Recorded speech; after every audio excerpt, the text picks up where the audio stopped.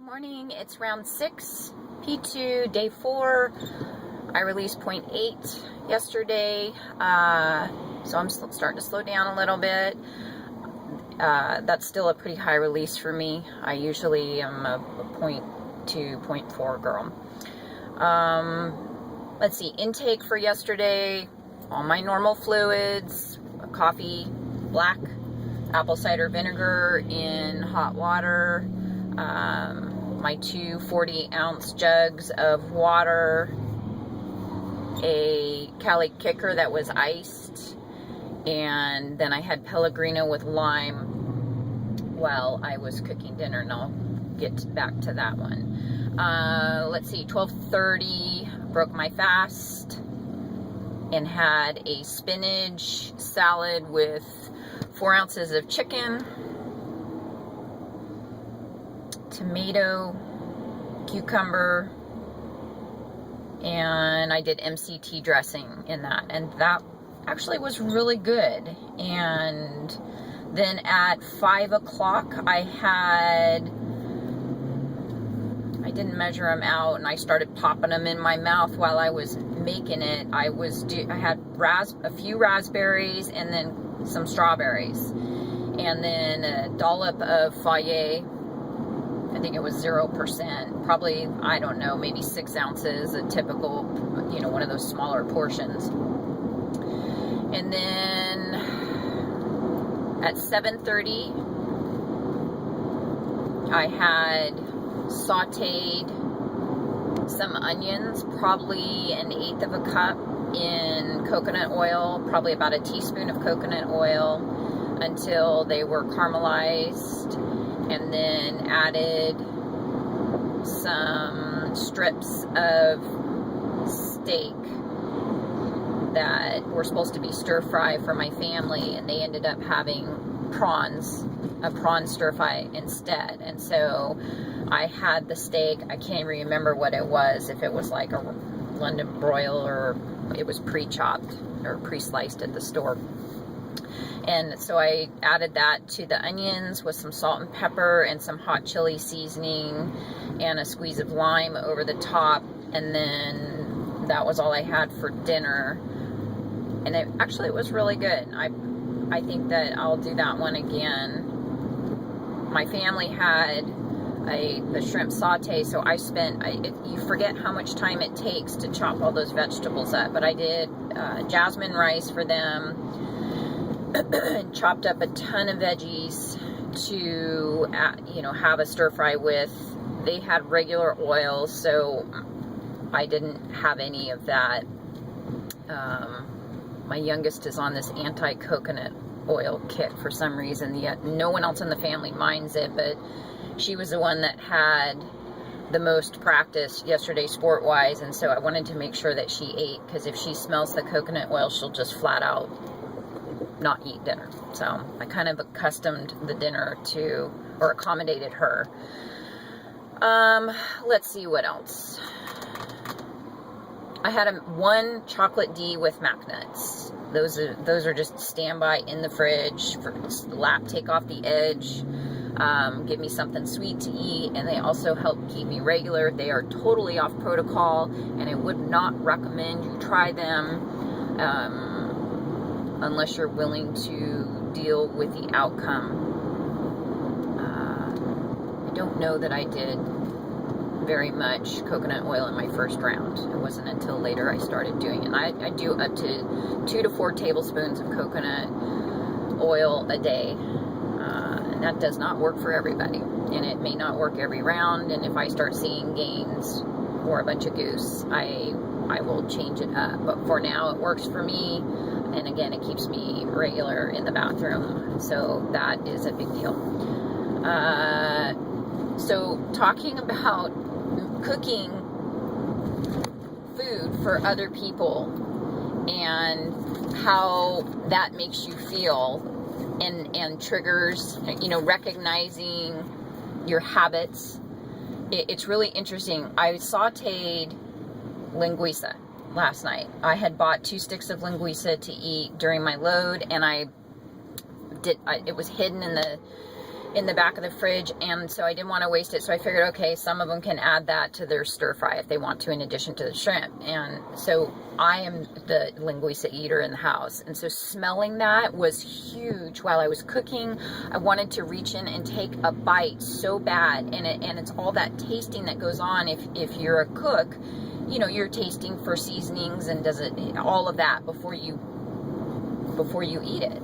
And so of course it wasn't something I could eat. And you know, Parker, and she's a cook herself, and talked about how strong your senses are when you are on protocol. And I have a huge sense of smell anyways during any time. And so when I'm on protocol, it's heightened. And my mouth was salivating, and I wanted one of those so bad, but I knew if I had one, I'd have another and another and another. And then so I started kind of cracking it, because I was thinking, okay, these are called pre-meals and post-meals. If you are on protocol, you may realize that in the past, you might eat an entire meal standing there cooking for your family before you actually sit down to eat your meal. And so you have to recognize that. Or there's those that feel the need to clean their kids' plates after they've already eaten their meal, you know, and they're putting away food, and they're still shoveling the food in or picking the food, or, you know, your kid doesn't finish something on their plate, and so you feel the need to do that, or you find yourself doing it without even realizing it. So recognizing that your intake, and what are you eating a pre-meal and a post-meal, and then also triggers. So I love wine, and I've always been really clear about that my downfall with my weight gain is my intake of alcohol. When I'm cooking, I like to have a glass of wine every night. I come home from work, come home from driving my kids all over hell and back to do their practices, and I want to have a glass of red wine while I cook. Well, I can't do that right now, and nor should I feel the need to do it every night, but I do, because it's a habit. So when I was cooking dinner last night, I was standing there talking to my oldest and chopping all those vegetables up, and I could just feel myself needing something in my hand because it's a habit.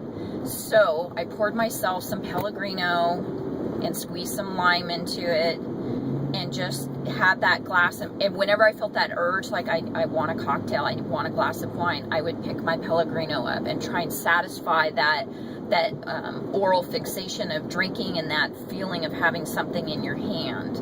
And another good thing to do is chew gum. I know some of you, if you're strict on, you know, pop, and you're told not to chew gum. Okay, I chew gum. I'm sorry, I can't stand the taste in my mouth when I'm on protocol, and nor do I like the smell of my breath, my own breath. So I'm always conscious of that. I usually have at least one stick of gum a day at work. And I also, if I'm feeling like I might start picking during cooking, if I'm baking a cake for the girls or doing something, I shove a stick of gum in, so that I'm not licking out of the bowl, the brownie bowl or the cake bowl or whatever.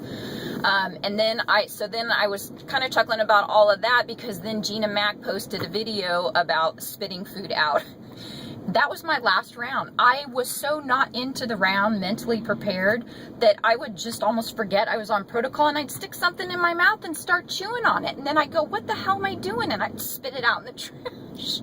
So she was talking about doing the same thing. And I'm so proud of her, because she got on and vlogged about doing it, recognizing that she was feeling a little out of control, and then finding ways to keep herself occupied to get past the day. It was a tough day. So go see Gina Mack and give her some support.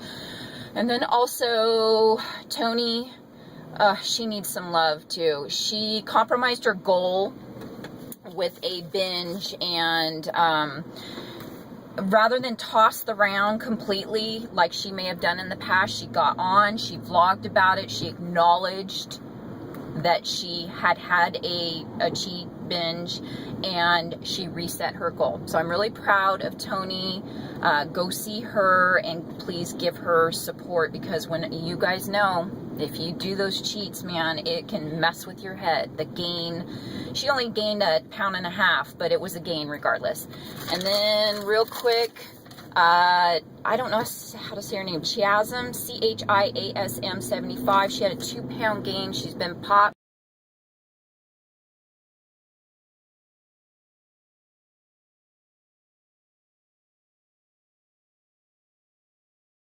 Gosh darn it, sorry, Fluffy, that was for you.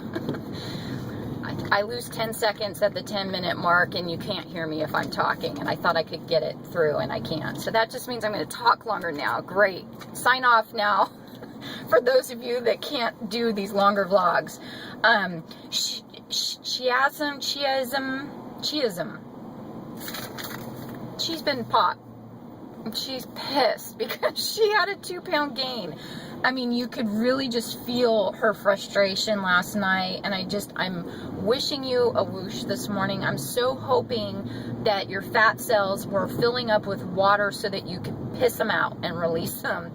And just, you know, you're ovulating. I'm another person that just does fine during TOM, but during ovulation, I stall for a couple days or I gain. So just stay strong today if you didn't release, or your release was small, and know that probably tomorrow it's all going to be better. And then one more thing real quick, and I'll let you guys go. Sorry, Chatty Cathy this morning. I'm having muscle cramps. I forget, and I hate this part. Driving this morning, I had a cramp in my hip while I'm driving, and so that, you know, it's lack of potassium and magnesium and all of that. And my poor daughter, has had extreme soccer practices this past week, I hear her screaming in her bedroom because she's having muscle cramps, and I can totally feel for her because I'm on this HCG protocol and I'm having to jump out of bed in the middle of the night because I'm having cramps in my calves and all that. So those of you out there that have that same issue, just know it's normal. It sucks, but it's part of it. So, all right, everybody have a great day. Sorry I went so long today. I'm going to try and cut these down, but I haven't seen you for so long that I'm just... And I'm sitting in stopped traffic on Highway 17 right now, so there's nowhere for me to go for the next half hour but to just sit here and chat with you. So have a great day, and I'll see you tomorrow. Ciao.